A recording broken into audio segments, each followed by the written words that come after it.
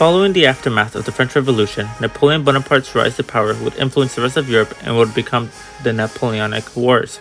Throughout this time, Jacques-Louis David, the chief painter of the French Revolution, would capture political figures in France, including Emperor Napoleon, through his artwork.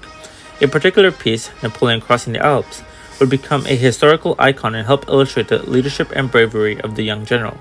Created in 1801, David implements numerous elements that amplify Napoleon's might, symbolic of France's rise in power and influence, all in a single portrait. The portrait, Napoleon Crossing the Alps, embodies the neoclassical style that David would soon popularize, including elements he gathered conducting research in Italy.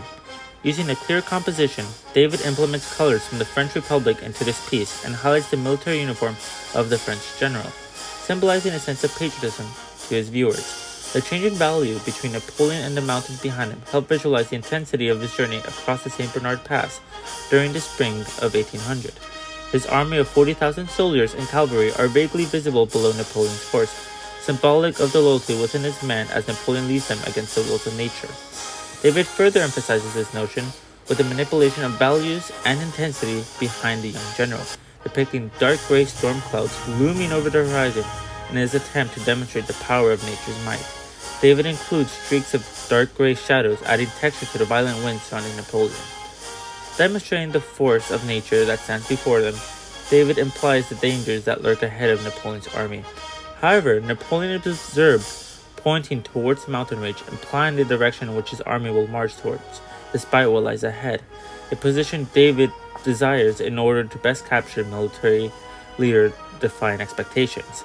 Furthermore, Napoleon himself rides his horse under the shine of the sun, implying that he carries forth the power to bend nature to his will alongside his army.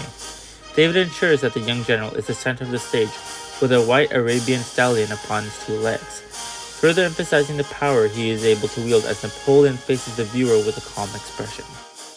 Overall, David is able to capture Napoleon's power and influence in Europe, serving as the military leader and emperor of France, despite his lack of nobility to the position.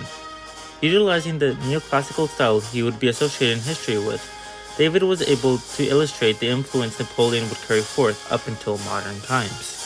For his talent and loyalty, David would soon be awarded the position of Premier Peintre to Napoleon, who took the position with great pride as he had once shared that the young emperor as Voilà Monteros to his own students. The portrait itself would quickly become popular and be viewed as propaganda by outsiders of France.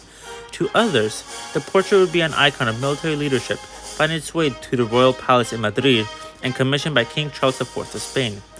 David would soon be exiled to the capital of Belgium following the fall of Napoleon in 1814, where he continued to create portraits until his death in 1825.